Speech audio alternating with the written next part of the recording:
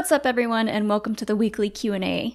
Our first question this week comes from Rick Villanueva, who asks if Sasha Banks could be playing a member of the Acolytes of the Beyond.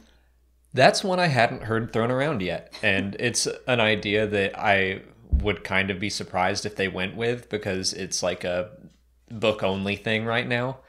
But I mean, if Cobb Vanth is going to be in it, which we still don't know for sure, but he's also a book-only thing from the same book series. So I think that's just as likely as anything else. Well, explain what the Acolytes of the Beyond are. They are kind of dark side enthusiasts. So they are dark side enthusiasts. They kind of worshipped Darth Vader in the Aftermath series, so like right after Return of the Jedi. What I do like about this idea is that it would be kind of yet another faction coming after Baby Yoda. I like this idea that, oh, now it's not just the Empire, like maybe word is spreading. I theorize that maybe the New Republic is after the child, and then if the New Republic knows, maybe some other more nefarious people have found out. I mean, it would certainly be interesting to bring in a dark side user or a dark side enthusiast. Right, yeah, they're not specifically users as far as we know. They're dark side adjacent. It's certainly possible. I don't know if they're going to bring Vader up in this story, or if, I mean, would they need to if she were part of this group? Not necessarily, I guess. I mean, Acolyte of the Beyond already sounds like a scary name. I'm skeptical that that would be what happens, that she would be part of the Acolytes. I still think that she's probably an ally, someone that looks a little sinister at the start, but is actually helpful. I do too. Big Ugly Jedi 2 wants to know which of our main characters in The Mandalorian could turn towards the dark side in Season 2. And they specify not specifically like Force users, but anyone who's going to go more darker. And Giancarlo Esposito even talked about how his character, Gideon, is someone that kind of tempts everyone, like, hey, I can give you what you want. You just have to join me. So who might follow Gideon, if anybody? I mean, the only person I could think of would be Grief Karga. Like, if the price is right kind of thing, I don't know. I could see that. That's the only person I can think of. I mean, I still think that the series is going to be largely about the Baby Yoda and the impact that the Mandalorian's lifestyle is having on him. The fact that they run around and they get into violent situations, and then at the end of season 1 we see the child force choking Cara Dune. Like, I think that's intentional. So I think saying Baby Yoda's gonna go to the dark side? I don't think Baby Yoda's gonna become evil and get a little goatee, but I do think that we're going to see him dabble a little more. I think that has to be something that continues to happen for the Mandalorian, for Din to be like, oh man, I gotta stop killing everybody. Does he maybe do like a little bit of Force lightning, just like little zap? Yeah, just a little like scoots his feet on the carpet and, and zaps his papa. David McLeod asks if Baby Yoda is too old to begin Jedi training anyway, since he's already 50. Yeah, so the whole idea... is the Mandalorian trying to take Baby Yoda to the Jedi or to the Yoda species? If they're looking for the Jedi, he's 50 years old, and Yoda said that 9 was already way too old to train. So, I mean, I think that you have to take into account the species. Yeah, he's still a child. It is like this interesting thing where, yeah, he's had 50 years worth of life experience already, but like mentally... he's like a 5-year-old. Mm-hmm. So I think that he's still young enough. I wonder what age Yoda was when he started training. I mean, like, what does a 9-year-old Yoda species even look like? I know. It's kind of bugging me that we still don't have a name for the species, and we just have to call them Yoda or Yaddle. Yoda's Yaddles. Whatever. The Y species. Yeah. Yeah, I don't know. Maybe we'll figure that out more in stories of the High Republic. I don't know. Like, we don't know if the Yoda species or the Y species is even still around. That's true. But I think to the question, I think that any Jedi would take into account the way that species develops. Like they said in the very first episode, some species age differently. And obviously the Y species is one of them. So I can't imagine they would turn one of them away. But especially if he's potentially the last of his kind. Sure. Eli wants to know if Rey's Jedi Order will last longer and be more successful than Luke's. Man, I hope so. Assuming she makes one. That's just something I don't want to see happen again. It's a bit of a bummer to me that Luke's just didn't get off the ground at all. So I don't want, like, another failed attempt. Yeah, I don't either. It's hard to say what the future of those characters' stories look like, honestly, because we have no idea if they're going to continue their stories at all at this point. But we kind of know that Finn is force sensitive, or it was heavily implied. So I think it would be really cool if she started with him, and maybe they explore the galaxy and look for other potential force users. I think that when we go into the future of the Star Wars timeline, they should jump hundreds, maybe thousands of years down the line. Like, let's just leave all that in the past. We can speak of Rey and Luke like they know their history, but we can just go to an already new established Jedi Order, or whatever they're calling themselves. I think that's the smart move. Like, I don't really want to... It's something I already saw in Star Wars Legends, was Luke making a Jedi Order, and then, like, it failed in canon. I don't need to see it attempted again. Let's just reestablish it, and we'll jump off from there. Mr. J.D. Rice asks why it's a bad thing for all Star Wars stories to be connected. So this is, I think, jumping off of what we talked about in last week's Q&A, where I said I didn't want The Mandalorian to get too connected with, like, the Skywalker saga and the rest of the Star Wars stories. I don't think that's necessarily a bad thing.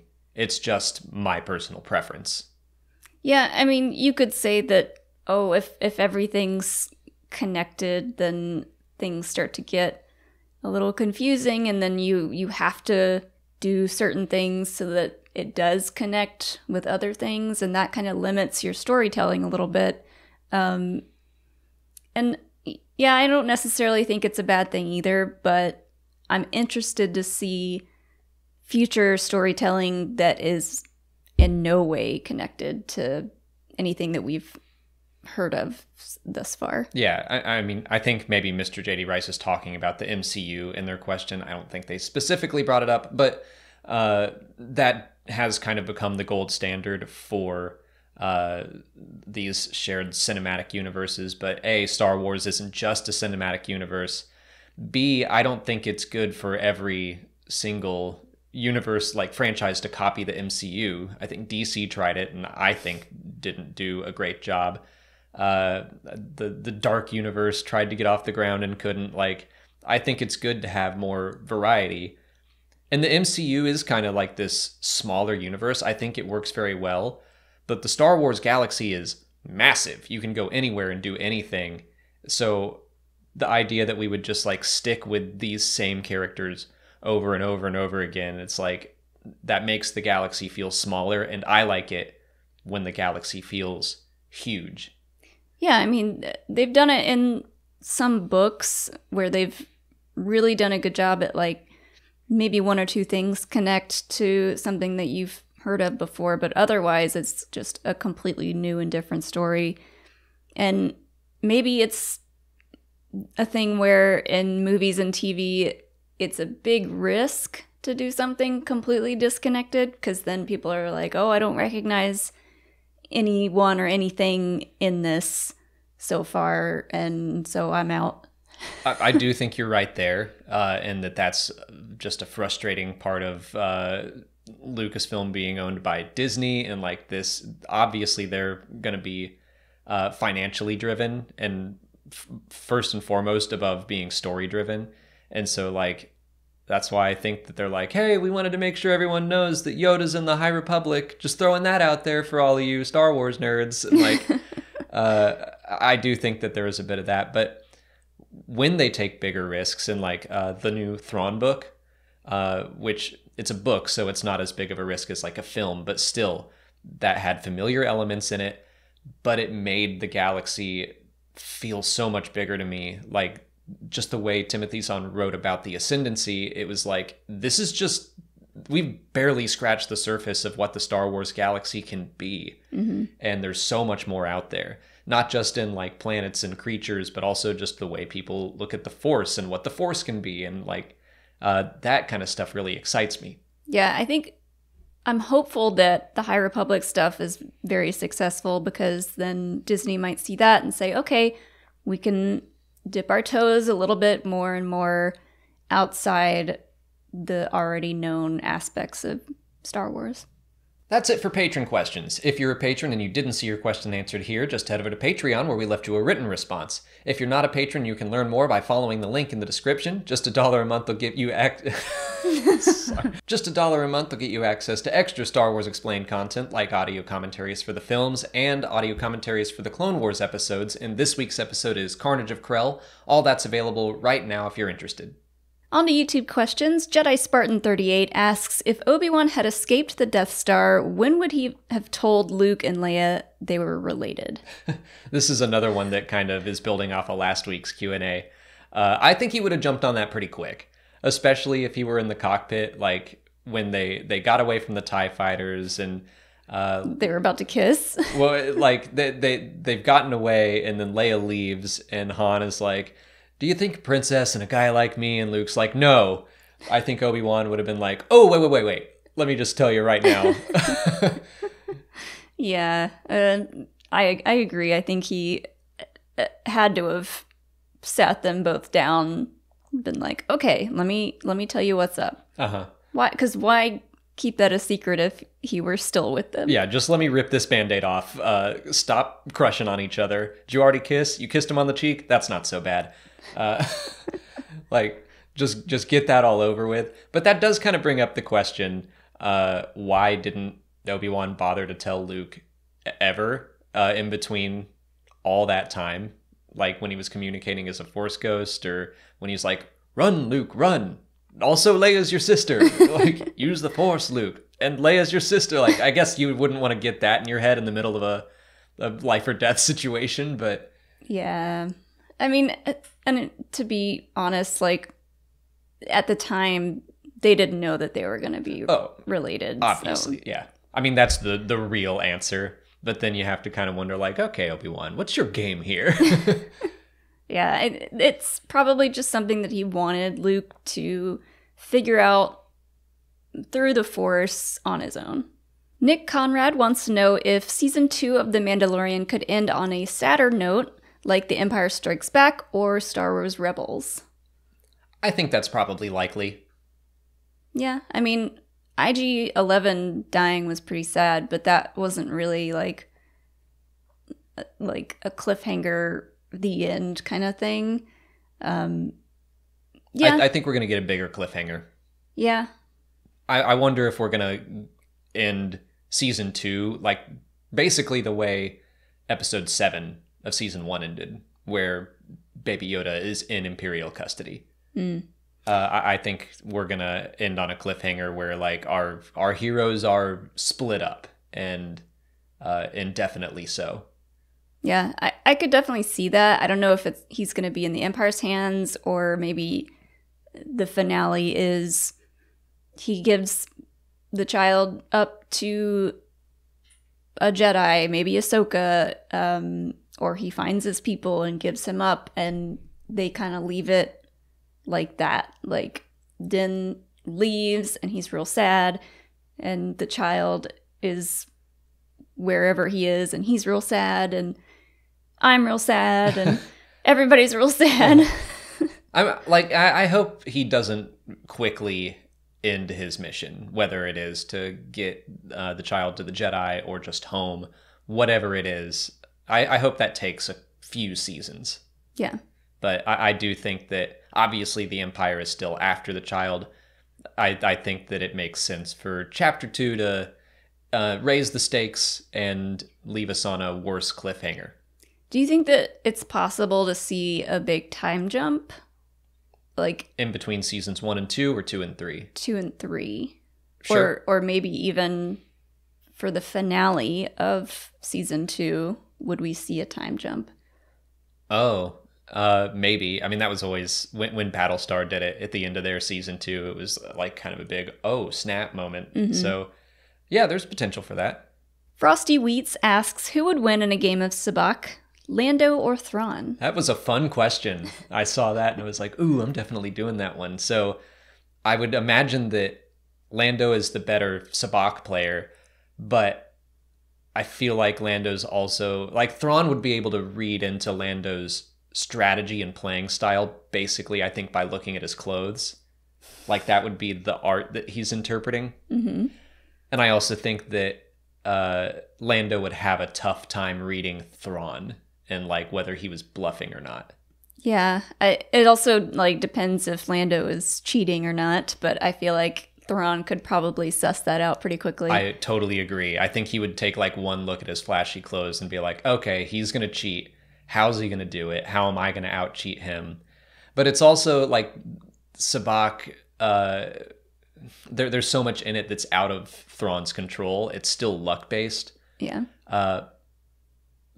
That's a really tough question. I like it.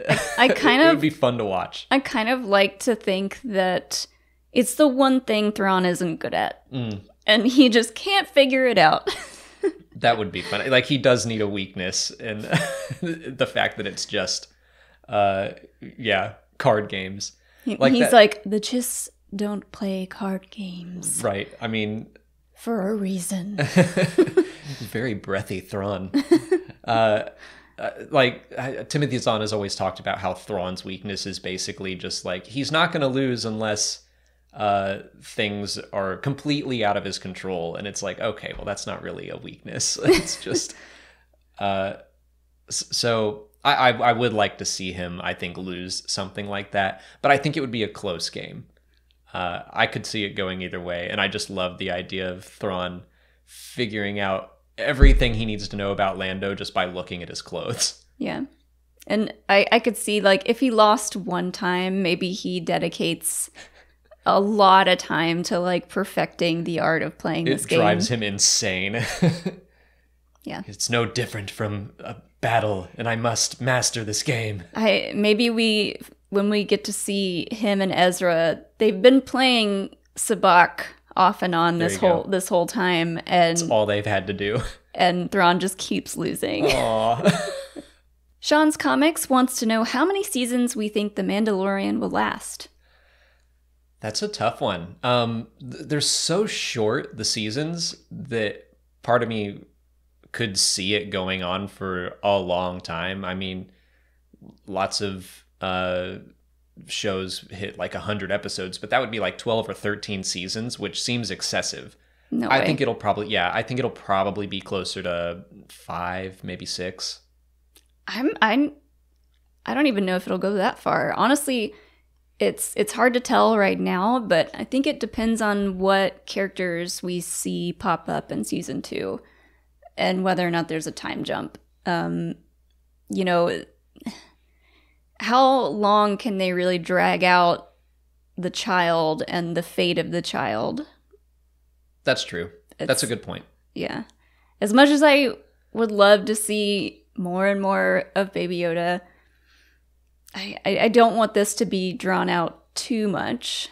Well, Giancarlo Esposito talked about seasons 3 and 4 kind of in an off-the-cuff way, and it's probably just like a Jon Favreau saying like, yeah, and then maybe this will happen in season 3, and then maybe this in season 4. I do think Favreau knows where he's going with this.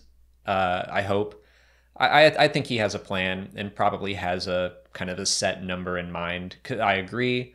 I don't want them to just drag this out. I like that it has a quick pace. It moves fast, and I don't want it to lose that. So I could see 6 seasons being fine. That's like almost 50 episodes. That's like a Breaking Bad length. 6 seasons in a movie. There you go. That's all the time we have for questions today. If you want to leave a question for next week's video, just put it in the comments below or sign up for Patreon to join our weekly Q&A discussion. If you haven't already, please like this video, subscribe to the channel. Follow us on Twitter, Instagram, Facebook, and Twitch. And as always, thanks for watching, and may the Force be with you.